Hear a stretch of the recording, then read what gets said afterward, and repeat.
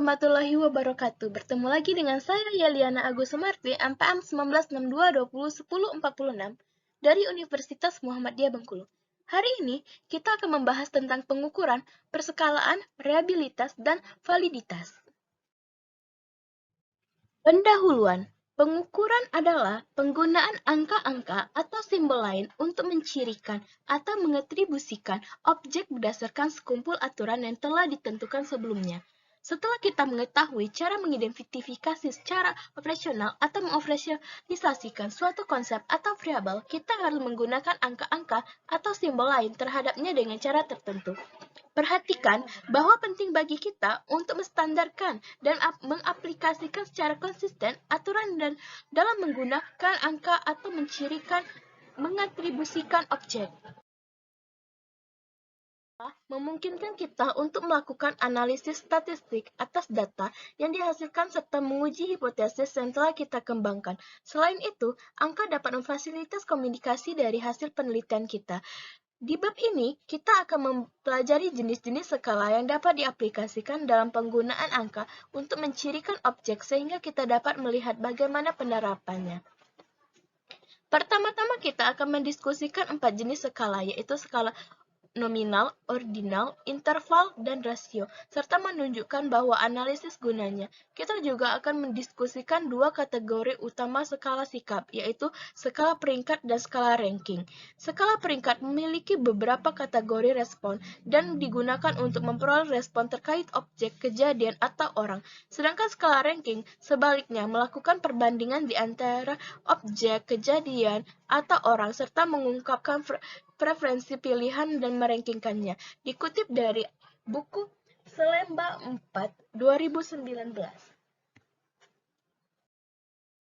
Pembahasan. Ada 4 jenis pengukuran, yaitu nominal, ordinal, interval, dan rasio. Pertama, skala nominal merupakan salah satu jenis pengukuran di mana angka dikenakan untuk objek atau kelas objek untuk tujuan identifikasi. Nomor jaminan sosial seseorang, nomor punggung pemain sepak bola, loker, dan lain-lain adalah suatu skala nominal. Contoh, jika dalam suatu penelitian tertentu, pria diberikan kode 1 dan wanita mendapat kode 2 untuk mengetahui jenis kelamin seseorang adalah melihat apakah orang ini diberi kode 1 atau 2. Kedua adalah skala ordinal, merupakan salah satu jenis pengukuran di mana angka dikenakan terhadap data berdasarkan urutan dari objek. Di sini, angka 2 lebih besar dari 1, bahwa angka 3 lebih besar dari angka 1 maupun angka 2. Angka 1, 2, 3 adalah berurut, dan semakin besar angkanya, semakin besar propertinya. Contoh, angka 1 untuk mewakili mahasiswa tahun pertama, angka 2 untuk tahun kedua, angka 3 untuk tahun ketiga, dan angka 4 untuk mahasiswa senior. Namun, kita juga bisa memakai angka 10 untuk mewakili mahasiswa tahun pertama, 20 untuk tahun kedua, 25 untuk tahun ketiga, dan 30 untuk tahun mahasiswa senior.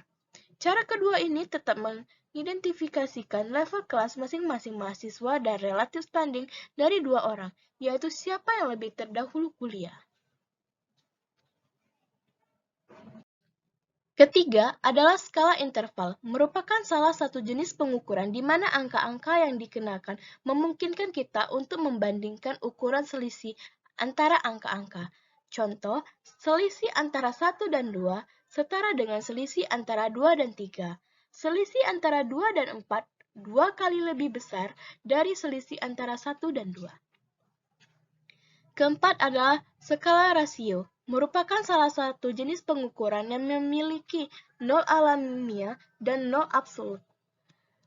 Contoh, tinggi dan berat adalah 2 contoh nyata di sini, yaitu di mana seseorang yang memiliki berat 100 kg boleh dikatakan 2 kali lebih berat dibandingkan seseorang yang memiliki berat 50 kilo dan seseorang yang memiliki berat 150 kilo 3 kali lebih berat dibandingkan seseorang yang beratnya 50 kilo.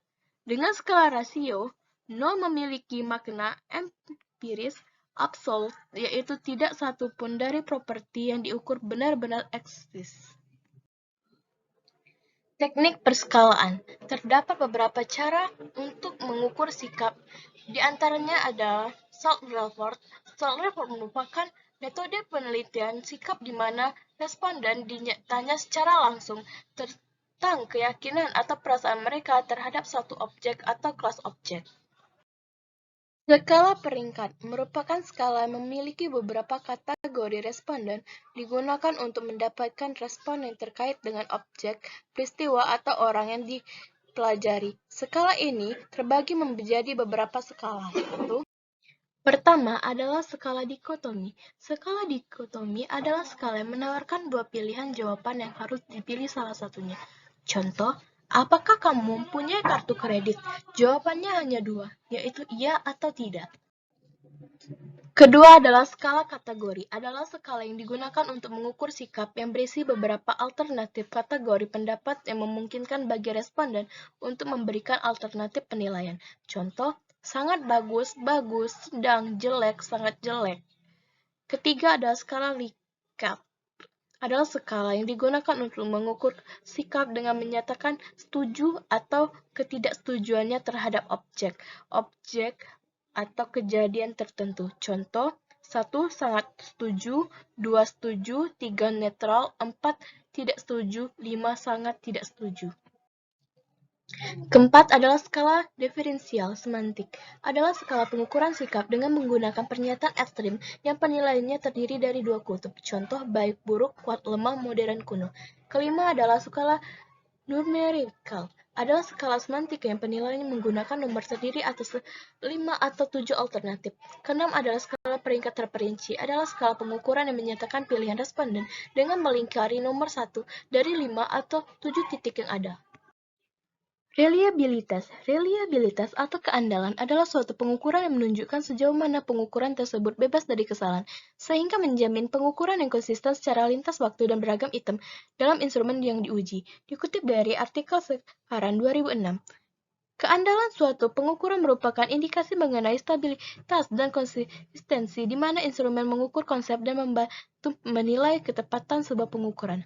Menurut artikel Cover 2006 menambahkan bahwa yang menjadi indikator dari keandalan juga kesetaraan. Pengujian dikatakan memiliki stabilitas jika penguji dapat menjamin hasil yang konsisten dengan pengukuran yang dilakukan berulang kali atas orang yang sama dengan instrumen yang sama.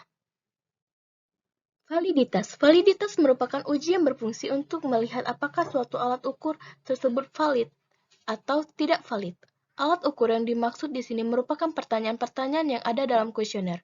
Suatu kuesioner dinyatakan valid jika pertanyaan tersebut pada kuesioner dapat mengungkapkan sesuatu yang diukur oleh kuesioner. Misal kita ingin mengukur kinerja karyawan.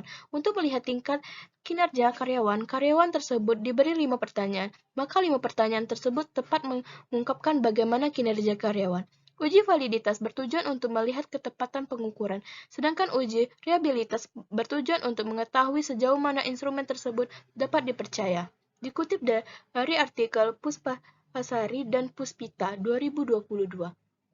Dalam uji pengukuran validitas, terdapat dua macam, yaitu pertama, mengkorelasikan antara skor butir pertanyaan atau item dalam total item. Kedua adalah mengorelasikan antara masing-masing skor indikator item dengan total skor konstruk.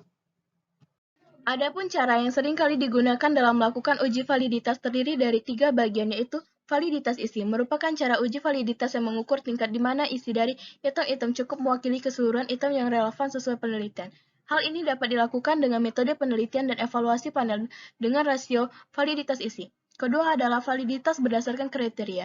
Merupakan cara uji validitas dikatakan terpenuhi jika pengukuran tersebut mampu membedakan individu menurut suatu kriteria yang diharapkan dapat diprediksi. Ketiga adalah validitas konsep. Merupakan cara uji validitas yang menunjukkan seberapa baik hasil atas kesesuaian dengan desain teori yang menjadi dasar pengujian. Rangkuman, pengukuran terdiri atas aturan-aturan dalam menentukan angka atribut suatu objek. Aturan ini menjelaskan prosedur dalam menentukan angka dan harus dinyatakan secara eksplisit. Semua yang ada di dunia ini dapat menjadi objek pengukuran, baik fisik maupun non-fisik. Atribut manusia yang bersifat fisik, seperti tinggi badan, berat badan, warna rambut, dan lain-lain. Atribut non-fisik manusia seperti kemampuan, motivasi, sikap, dan profesi, kejujuran, kedisiplinan, kepuasan kinerja.